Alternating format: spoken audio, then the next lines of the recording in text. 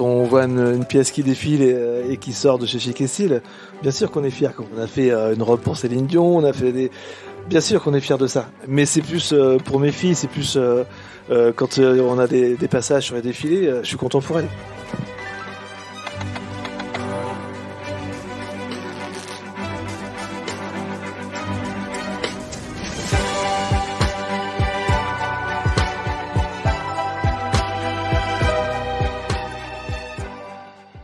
Vous êtes-vous déjà demandé à qui sont les mains qui fabriquent chaque jour la mode et le luxe français ?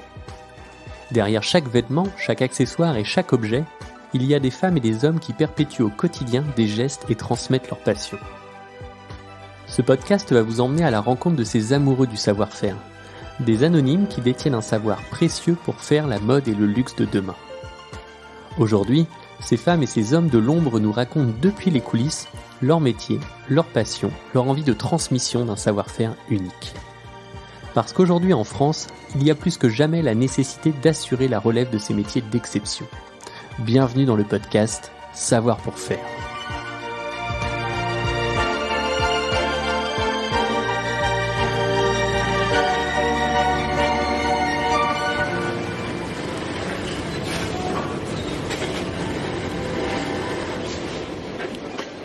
Direction la Vendée, dans la commune des Herbiers.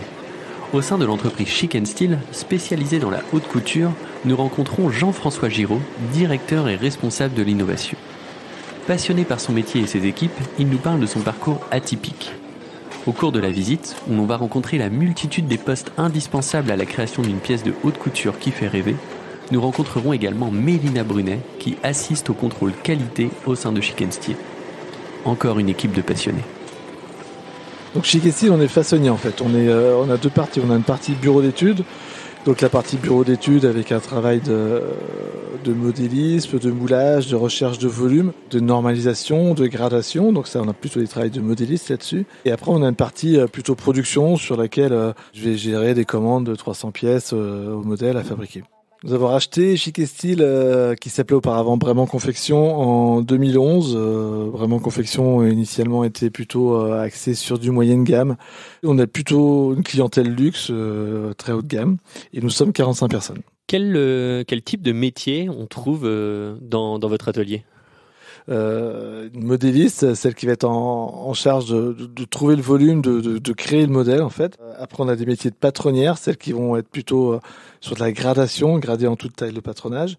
Après on a des métiers de prototypiste. La prototypiste, c'est elle qui va faire le modèle du début jusqu'à la fin, qui va être en charge de l'industrialisation. On a un travail de responsable méthode qui, elle, va essayer de chiffrer le temps imparti pour faire cette robe ou cette jupe et qui va me dire, écoute, il y a, je sais pas, moi, 200 minutes pour faire cette robe. Et moi, c'est ce temps-là qui va me servir pour chiffrer à mon client. Ensuite, on a des métiers de coupe, un matelasseur, donc coupeur. Donc ça, c'est la coupe automatique. Donc le matelas dont je vous ai parlé tout à l'heure, là, il est parti sous la coupe. Donc on met un film plastique dessus, là, et il y a une grosse aspiration dessous qui en fait va plaquer le tissu pour pas qu'il bouge, et le film plastique va bloquer l'aspiration. Et du coup, la coupe a reçu ces informations de patronage et elle se déplace en XY. Et en fait, c'est elle qui coupe tout. Elle va couper l'écran, couper les pièces, les empièces. Et on coupe très très peu à la main. Tout ça, c'est informatisé avec un logiciel. Tout ça, c'est si le travail est mal fait au niveau du modélisme, au niveau des écrans, on va pas faire une belle coupe. Donc c'est hyper important. Chaque étape est hyper importante. Et après, on a des métiers de couturière, opératrice en confection, d'entrée de chaîne à fin de chaîne, avec des postes plus ou moins compliqués. Le but étant que les filles d'entrée de chaîne évoluent vers les métiers de fin de chaîne, qui sont un peu plus durs. Ensuite, on a des postes de chef d'équipe. Ça, c'est un poste qui est très très important, qui va vraiment être le chef d'orchestre de la chaîne, en fait, qui va faire en sorte que tout ce petit monde-là s'entende bien ensemble et que le modèle soit bien équilibré et qu'on puisse produire et que les filles soient pas en galère non plus, ça c'est important. Et ensuite, on a un poste de chef d'atelier qui, elle, va gérer vraiment toute la production, que ce soit sur les pièces unitaires ou les pièces de production. Qui va gérer aussi le planning. On a des postes de planificateur aussi de tout ça. Donc ça, c'est des postes assez tendus parce qu'on a des délais très très serrés avec parfois des matières qui arrivent au dernier moment. J'ai ma secrétaire administrative aussi qui va gérer un petit peu aussi tous ces mails-là, les nomenclatures, les besoins, s'il manque de mètres de tissu, les envois, on fait énormément d'envois, et donc il y a beaucoup d'administratifs à faire, qui va aussi contrôler le modèle s'il n'y a pas des défauts, et les postes de dirigeants aussi, et les postes de RH aussi, donc il y a quand même une multitude de postes dans la confection.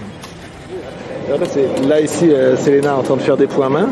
Il y a beaucoup de points main dans ces opérations de luxe. Vous voyez, elle est en train de baguer tout le bas. Donc ça, c'est important, ça. Il y a beaucoup d'opérations, notamment sur cette veste, beaucoup d'opérations main. Ça, on n'arrive pas à le faire à la machine. Donc il y a beaucoup, comme les boutons sont piqués à la main, c'est très très précis et c'est long et c'est du temps, quoi. Vous travaillez avec quel type de matériaux ? Comme je vous montrais tout à l'heure, de la fausse fourrure, à de la soie, des crêpes de soie. Je m'interdis pas grand-chose. On a beaucoup de flou de soie, etc. Mais on fait pas de cuir parce que c'est un savoir-faire qui est un peu particulier quand même, le cuir.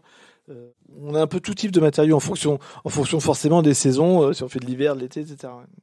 Dans le secteur qui est le vôtre, est-ce qu'il y a eu au cours de ces dernières années des grandes évolutions et si oui, lesquelles ? On a tous été obligés d'évoluer vers des marques de luxe, sinon on serait plus là, parce que le marché il est sur le luxe maintenant, il n'est plus sur le moyenne gamme. Donc on a tous été amenés à évoluer sur d'autres compétences, sur du luxe, qui est quand même beaucoup plus compliqué que sur des marchés de moyenne gamme. Auparavant, moi quand j'ai racheté, on faisait des jupes à 35 minutes de façon, là maintenant on fait des robes à 350 minutes. Donc c'est pas tout à fait la même chose. Avec on a toujours fait de la qualité, qu'on fait du moyenne gamme ou de haute gamme, on doit faire de la qualité, on doit faire du made in France, mais avec des produits quand même nettement beaucoup plus compliqués. Ça va être réglé comme là par exemple pour un client, là on est en train d'étudier un nouveau point pour simplifier le modèle, pour aller chercher du prix.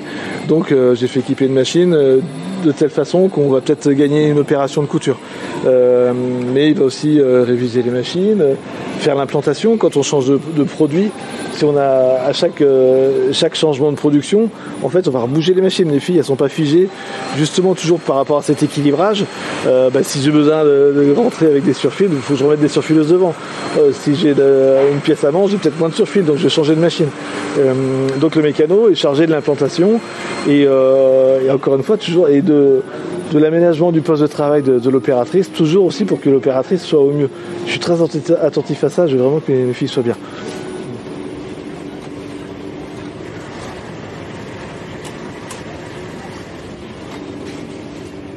Alors, responsable innovation, c'est un petit peu... c'est hyper vaste, hein. L'innovation, c'est quoi l'innovation là, par exemple, on a fait construire un bâtiment tout neuf. Pour moi, c'est l'innovation. C'est l'innovation, c'est du bien-être pour mes filles. Et ça, c'est une partie de l'innovation. Tout leur bien-être, les aménagements de poste. On a acheté beaucoup de machines très récentes avec des automatismes dessus pour que les filles puissent produire dans de meilleures conditions. Ça aussi, c'est l'innovation. L'innovation, c'est toujours être à la recherche d'une autre solution, d'avoir un coup d'avance et de se dire...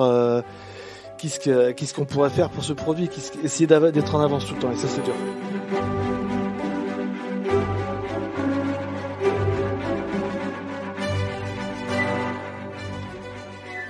Donc, je m'appelle Mélina, j'ai 37 ans. Mon rôle c'est responsable comptable et logistique. Et après, il y a tout un rôle de contrôle s'il y a des réclamations pour des manquants. La dernière partie que je vais faire en lien avec l'atelier, ça va être une partie qualité, où là, je vais assister au contrôle qualité des premières pièces de chaîne pour continuer la production. Donc moi, je vais avoir le rôle, entre guillemets, de la cliente exigeante. Voilà, on regarde un vêtement et qu'est-ce qui ne va pas par rapport à ce que nous, on attend du produit. Donc moi, mon rôle, ça va être ça, bien sûr, avec des règles que les filles vont m'apporter en fonction de leur production.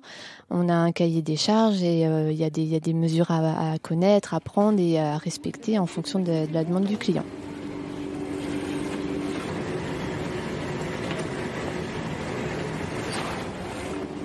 Là, on est vraiment parti sur des croquis. Ok. Donc la directrice artistique me donne un croquis, vraiment une esquisse. Et nous, il faut qu'on cherche ce volume. Donc on va faire du moulage, c'est-à-dire qu'on va mettre un tissu de toile qu'on va positionner sur le mannequin. Et on va se dire, tiens, je vais chercher mon volume par rapport au dessin. Il faut qu'on soit au plus proche possible du dessin. Mais c'est vraiment une sensibilité, il faut se dire, le dessin, elle a fait une vague ici, sur mon patronage, il faut que je ressente, quand j'ai mon moulage, il faut que je ressente cette vague.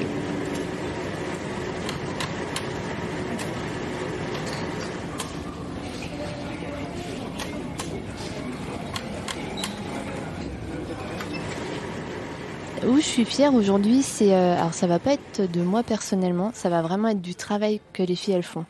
Depuis le début que je suis là, je suis vraiment impressionnée par la qualité qu'elles sortent. Et je trouve que c'est une fierté de se dire qu'on fait du Made in France, que nos produits sont vendus dans des boutiques à l'international. Que là, c'est marrant, quand j'ai le retour des gens, ils vont à Paris, tout simplement, place Vendôme, et ils le savent, parce que je parle beaucoup de mon métier, ils voient les marques pour lesquelles on produit, et ils me disent « Oh, on a vu des produits ».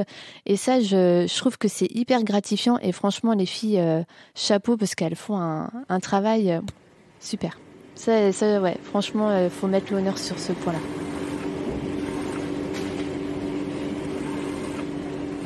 Et donc tout ça c'est un morceau d'une robe. Et donc les filles font leur matelas, on envoie ça sur la machine de coupe là-bas, et c'est la machine de coupe qui va couper tous les morceaux. D'accord, très bien. Donc avec l'écran, en fait, c'est comme un puzzle. Là, on a mis des crans, on a industrialisé tous ces crans-là. Ils vont à l'écran dans cran. Là, c'est l'écran pour le montage de manches. J'ai un autre morceau de manche qui est je sais pas où. J'ai l'écran femelle qui vont correspondre. D'accord. C'est comme un puzzle en fait. Hein. Le but, c'est qu'il faut vraiment industrialiser pour que les filles facilitent le montage. Est-ce que vous pouvez nous parler un petit peu plus de vous, de votre parcours, des études que vous avez faites, de votre première expérience ? Alors moi, j'ai un parcours qui est assez atypique. En fait, j'ai fait des études d'électricité. J'ai fait un BEP électrotech et un bac F3. J'étais pas du tout dans le bac F3. Donc je suis parti faire une formation de technicien de maintenance des métiers de l'aiguille. Et la première fois que je suis rentré dans une usine de confection, j'ai dit tiens, c'est ça que je veux faire. Je vais être patron d'une boîte de confection et vraiment, c'est la réalité. Parce que j'étais happé par le truc, mais vraiment, j'ai trouvé ma passion ce jour-là. J'ai dit vraiment, waouh, c'est top. Et j'aurais trouvé plus tôt, j'avais fait des études sûrement différentes. Et donc j'ai été mécanicien machine à coudre pendant 15 ans avec je suis passé par la lingerie, par plein d'entreprises différentes. Et sur la fin, j'ai été technicien produit, on va dire. J'allais régulièrement en Tunisie pour valider des sérigraphies, j'étais dans une maison qui faisait beaucoup de déloc en fait, et pour surveiller un petit peu les pré-séries et tout ça. Et le patron de Vraiment Confection, qui était également un ancien mécano, savait que j'étais à la recherche d'une entreprise à racheter et il m'a proposé son entreprise. Et donc, du coup, on a repris l'entreprise en 2011 avec mon épouse. Et donc, de fil en aiguille, on prend de l'assurance, on fait ses erreurs. Et là, donc, on a fait construire un beau bâtiment, justement, pour que les filles soient bien. Et aussi pour le recrutement, parce que c'est important pour le recrutement d'avoir une belle image de l'entreprise et d'être à l'écoute de ses filles et de faire en sorte que ça se passe bien. Ici, j'ai tout mon pôle chef d'équipe, agent des méthodes et chef d'atelier. Donc c'est ce pôle-là qui pilote un petit peu les deux chaînes et globalement l'usine. Là j'ai une chaîne à droite qui fait une robe. J'ai à peu près 200 robes à faire dessus. Et là j'ai l'autre chaîne qui fait une pièce à manches, une veste pour une très grande maison. Et là j'ai beaucoup de pièces. J'ai beaucoup été aidé par deux femmes qui avaient l'entreprise depuis très longtemps. J'ai passé beaucoup de temps au téléphone qui me disaient « Oh, t'inquiète pas, ça va le faire ». Et c'est un métier très très stressant parce qu'on a aucune visibilité sur la charge en fait.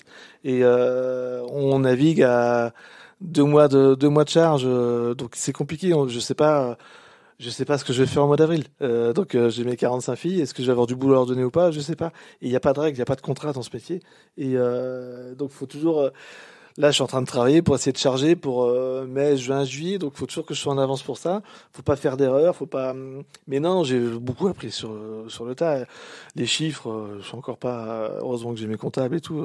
C'est pas du tout mon truc, quoi. Mais c'est pas infaisable. Le milieu du luxe en tant que tel, moi par exemple qui suis extérieur à ce milieu, ça me paraît être un milieu presque inaccessible. J'imagine que quand on y va pour la première fois, on doit pas trop savoir où on met les pieds, pas trop savoir comment se comporter. C'est assez impressionnant, c'est vrai, quand on rentre dans des super maisons à Paris.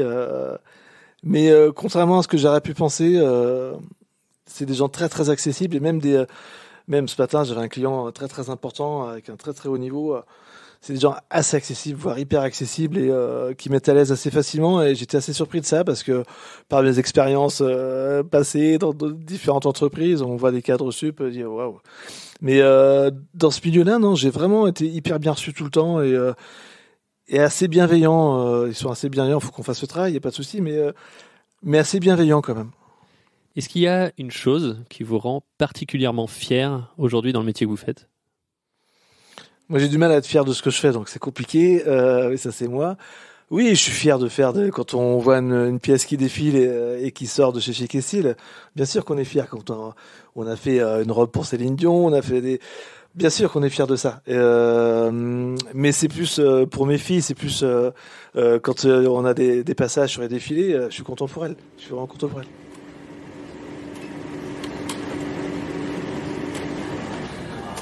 Donc leur passage final aussi, c'est hyper important. C'est vraiment mettre en forme la pièce finie, terminée. Il faut vraiment que quand elle arrive en boutique, elle soit magnifique et que ça soit parfait. Mais si la pièce est mal montée, on n'est pas des magiciens non plus. Hein. Donc ça revient en piqûre. Le repassage final, c'est vraiment mettre en forme la pièce. Mais il faut qu'elle soit bien réalisée auparavant. C'est ça le Made in France. Le Made in France, c'est vraiment ça. C'est pas, on fait les choses du mieux qu'on peut. On est naturellement plus cher que la Déloc parce qu'on a un coût de travail qui est beaucoup plus élevé. Mais il faut que ça soit parfait ce qui sort d'ici. Est-ce que vous avez un message pour les jeunes qui nous écoutent et pour les encourager justement à s'intéresser à ce métier, à ces activités ? Alors je fais beaucoup de présentations dans les lycées. Je veux vraiment communiquer sur la confection, sur ce métier qui est passionnant et c'est vraiment un métier de passion. Il faut s'accrocher. C'est quand on dit il faut commencer par le début, il faut commencer par la chaîne. C'est vrai, souvent. Après, c'est à nous, chefs d'entreprise ou chefs d'équipe, de faire grandir les filles et pas de les laisser toujours au même poste. Mais il y a vraiment des postes d'évolution. On essaye de mettre en place des primes d'intéressement, des choses. On a des horaires vraiment adaptés. Les filles chez nous, elles débauchent à 16h30. On débauche jamais au-delà de 16h30. Mais c'est un métier sur lequel il faut s'accrocher. On n'arrivera pas tous à être styliste ou modéliste. C'est un peu ce que j'entends à chaque fois que je fais des présentations dans le lycée. Il n'y a pas que ça. C'est important ces métiers-là aussi. Mais tout le monde ne peut pas y arriver, ça c'est sûr. Mais j'ai des gamines qui sont au proto, qui ont 22 ans, qui montent un modèle du début jusqu'à la fin. C'est génial. C'est vraiment à nous de préparer la génération de demain. Comme vous l'avez vu, l'atelier est quand même plutôt agréable, les conditions de travail sont quand même plutôt agréables. Mais c'est vraiment un métier d'avenir, je pense encore. Il y a vraiment beaucoup de travail dans la confection, avec des partenariats avec les marques de plus en plus intimes, on va dire. Les marques nous suivent vraiment et ils sont attentifs à notre savoir-faire. Il ne faut pas qu'on perde ce savoir-faire. Charge à nous de transmettre.